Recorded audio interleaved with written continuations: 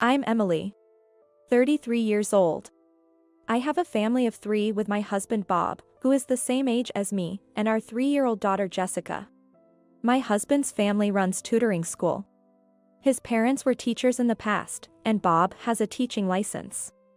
I can hardly believe I married into such a wealthy and intelligent family. My parents and friends were initially worried about me. But there was no need for concern. They are really good people. They warmly welcomed me as a family member and took me the way I am. My mother-in-law, Mary, a mother of 3 sons, was happy to have a daughter in her family. Initially I was nervous, but my energetic and cheerful nature is my strength. I decided to be myself and built a good relationship with them. I hold a second-class landscaping construction management engineer certificate, working on greening projects in parks and commercial facilities. I studied hard to get this national certification. And even after going out to the field, it was a test of physical strength. The job was physically demanding. I always took care of my health and was proud of my strength as a woman. Bob, now teaching at the family's tutoring school, used to be an elementary school teacher. We first met when I visited his school for a greening project meeting. After giving birth, I took maternity leave and just returned to work last year. With my daughter still young, I prioritize family now, but sometimes I can't make it in time to pick her up. At such times, Mary helps, and Bob picks her up if he can. I am grateful they support my career, living a fulfilling life. However, there's one person in my married life who troubles me. My sister-in-law. She is Bob's brother's wife. Bob is the second of 3 brothers. The youngest being single. The eldest son, Jacob's wife, Lisa, is the source of my troubles. She's mainly a housewife but also helps with the tutoring school's accounting and administration. She seems to plan to send her 5-year-old son to a private elementary school. From the first meeting at my in-laws, I knew she has different values and ways of thinking from me.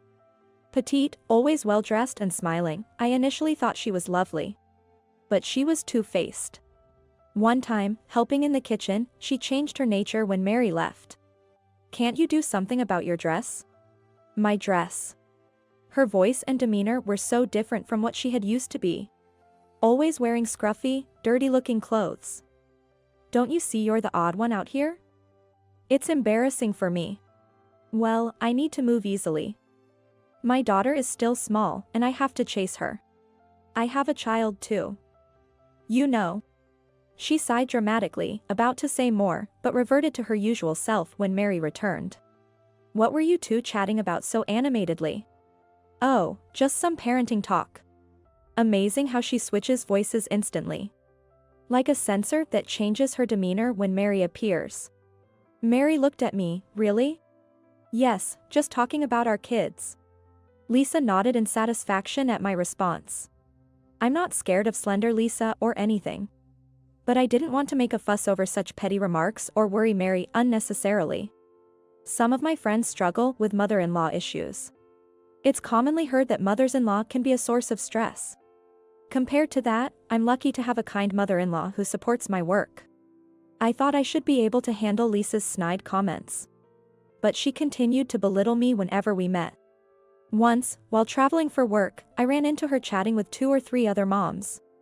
We made eye contact, and it would have been strange to ignore her. "Hello, Lisa," I said with a smile. "Oh, hi there." I was in a hurry, so we only exchanged greetings, but later that night, she called my home. "What were you thinking?" As soon as she realized it was me, she exploded without a greeting. "What are you talking about?" "About this afternoon." "Don't approach me looking like that. How can you walk around in those work clothes?" "Unbelievable. We all saw you." It's normal to dress nicely, even without a special occasion. All those moms are preparing their kids for private school admissions. You're from a different world. It was so embarrassing. She ranted on. Well, I was working, so those were actually my work clothes. That doesn't matter. Just don't talk to me in public anymore. It's embarrassing. But isn't that weird? We're family, after all. That's what I've been saying. You are classless and not suitable for our family. And I never thought of you as a sister, even if we're related by marriage." She hung up abruptly, leaving me stunned. Did she really need to call just to say that? Her snide remarks continued at family gatherings, but what's worse was she only showed her true colors when we were alone. She dresses nicely, the sophisticated wife of a wealthy family. She must love that image of herself. I don't mind that, but I don't understand why she feels the need to attack me for not fitting her taste. Sure, she always wears nice clothes, bags, and accessories, but how does she have so many? Maybe Jacob just lets her buy whatever she wants. Her quiet husband probably doesn't know her true nature. That's just how she is. I hadn't told Jacob or Mary, but I'd been feeling stressed out, so I had informed Bob. Oh, she doesn't seem like that type. Initially, Bob took it lightly. But a few days later, Mary called. She was organizing a family dinner that weekend, informing us about the restaurant and time. Though we all lived about 30 minutes away by car or train, she usually didn't interfere in her sons' lives. However, she requested all families to gather for my father-in-law's birthday and Christmas. This time was for my father-in-law's birthday. We got a private room at his favorite high-end restaurant. It's our first time there as a whole family, but it's really delicious, so look forward to it. Yes, I am looking forward to it. I was excited, but also dreaded meeting Lisa. You sound a bit down. Is work keeping you busy? No, I'm fine. Really? Was my voice filled with my reluctance? I quickly reassured her. Emily, if there's anything troubling you about our family, you can tell me. No, there's nothing. Your help with our daughter when I work late is always appreciated. It's not about your family. Oh, not about my family? I didn't understand what she meant. Then came the weekend of the dinner.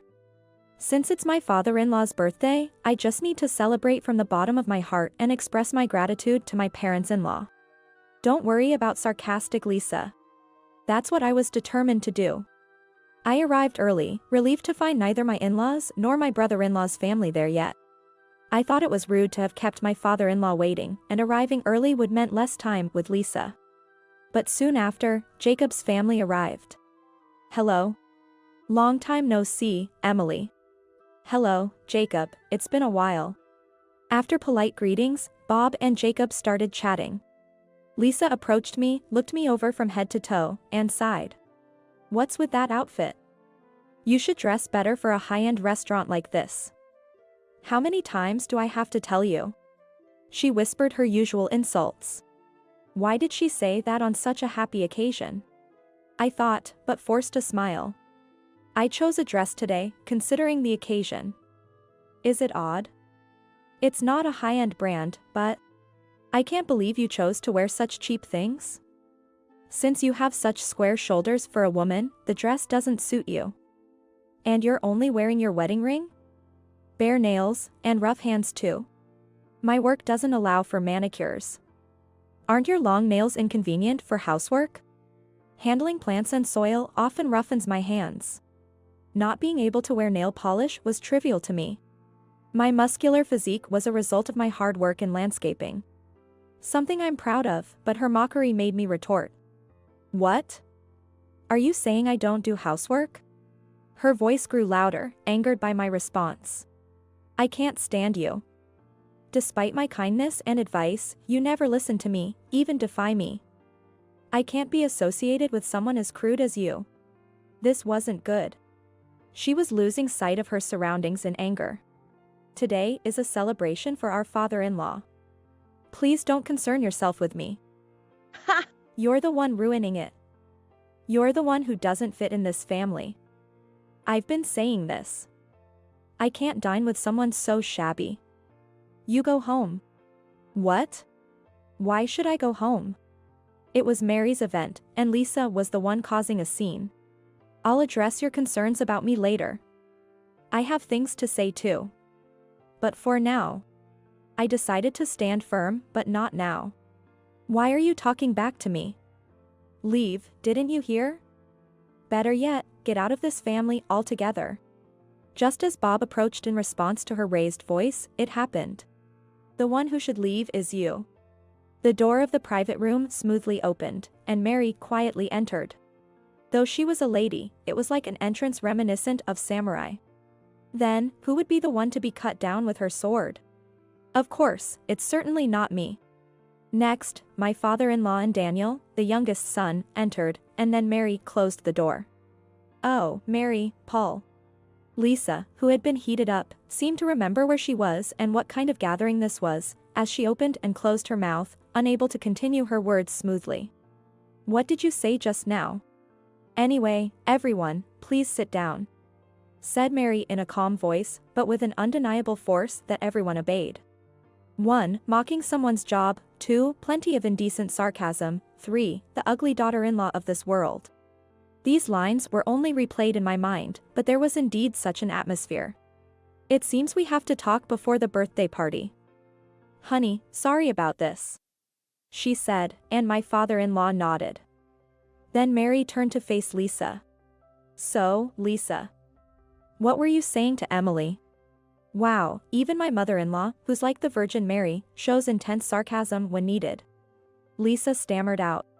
No, I was just saying I'm looking forward to today's meal. I must have bad ears lately. I thought I heard get out. What? No, that was just, we had a little argument.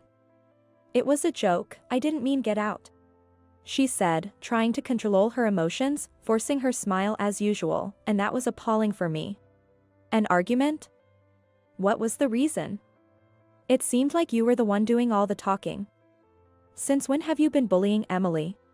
She probably heard everything from the corridor. She glared straight at Lisa. Bullying? No, I was just advising her on manners and clothing as a senior daughter-in-law of this family. It didn't seem like advice. After all, everyone is free to wear what they want as long as it's not disrespectful.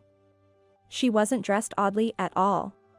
But wearing non-branded clothes to such a fancy restaurant, and her makeup and accessories were so plain. I thought it'd be embarrassing for you, Mary and Paul. Enough already. Oh. Mary scolded, and I involuntarily shrank my shoulders along with Lisa. The husbands and father-in-law, knowing how scary she can be when she gets angry, didn't seem surprised. They were taking care of the children, showing them picture books and talking to them. The one who should be embarrassed is you, Lisa. What? I noticed something was off when you two were together here. At first, I thought you were talking amicably. We were just talking normally, weren't we? Lisa looked at me with different eyes than before, but I didn't meet her gaze. Let me tell you, Emily never tattled to me. You could have changed your attitude, but instead, you escalated it. Well? Lisa was becoming flustered, and Mary pressed on. Also, you always wear beautiful clothes and have many bags. Yes, yes. I always make sure I'm presentable wherever I go. Where does the money for all that come from? What? Caught off guard by the unexpected question, Lisa froze. Well, of course, You help out with the accounting and administration of the tutoring school, and of course, you get paid for that. Even if my son said you could use that money freely, it doesn't seem enough for all those brand clothes and bags. Well, that's because. Are you using the household money as you please for your own desires? No, that's not. It's true then. That makes sense. I was also curious about where the money was coming from. I had thought Jacob was just generous, but maybe he just left the household finances entirely to her. Still, he should have checked a bit more, I think. Well, maybe he trusted her because of her great performance as a good wife, but that makes me feel sorry for Jacob.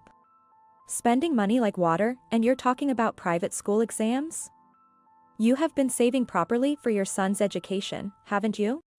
Well, you're not expecting us to pay for it, are you? Of course not. But, he is one of your adorable grandchildren, after all. Which was true. So, she was probably counting on her in-laws' money. Of course, we love our grandchildren. We'd like to help with educational funds when necessary. That's right, isn't it? You'd get that if you leave our house. What? No, Mary, there's no need for that. I apologize for telling Emily to leave. Emily? That's the first time she's called me that. Come on, Emily, you'll forgive her, right? We're sisters, after all. Sisters, only as long as you're my brother's wife. Shall I repeat what you said? Mary signaled with her eyes for me to continue, so I did. You said you didn't want to become family, even in-laws, and that you never considered me a sister. Ah.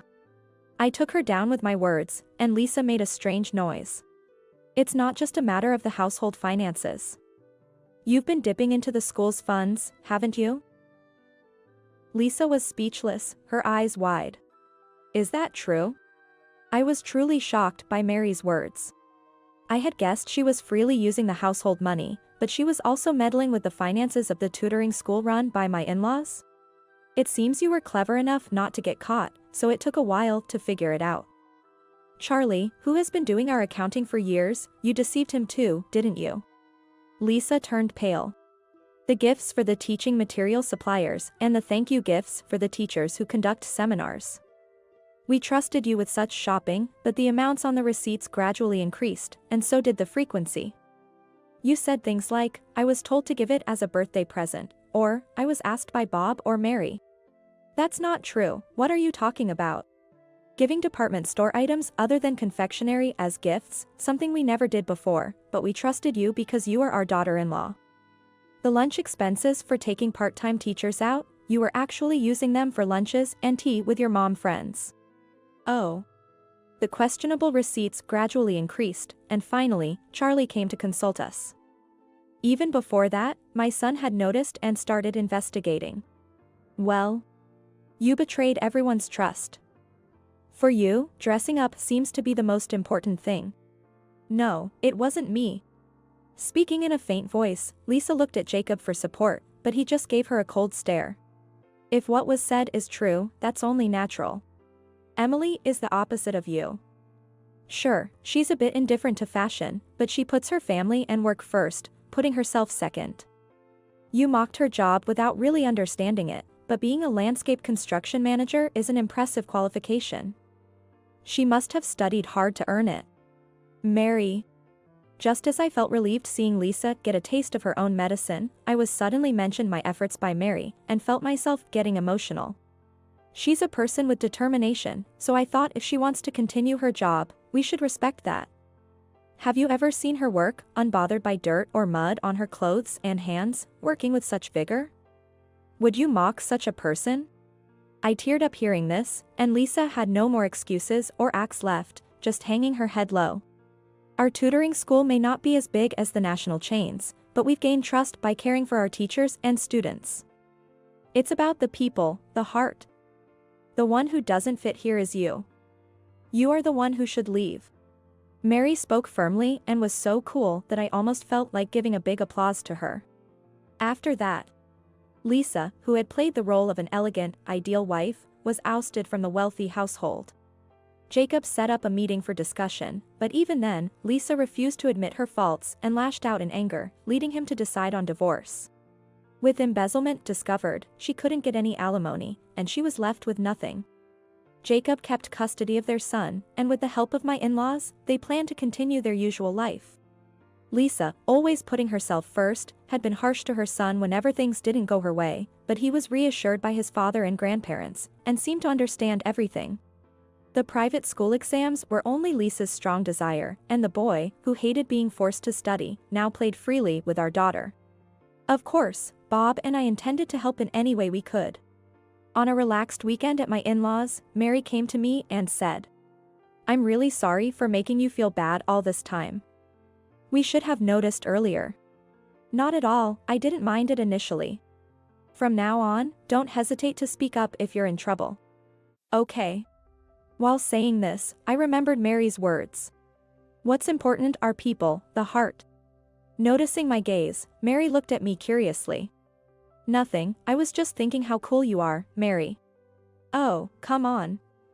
The cool one is you, able to create gardens wearing overalls.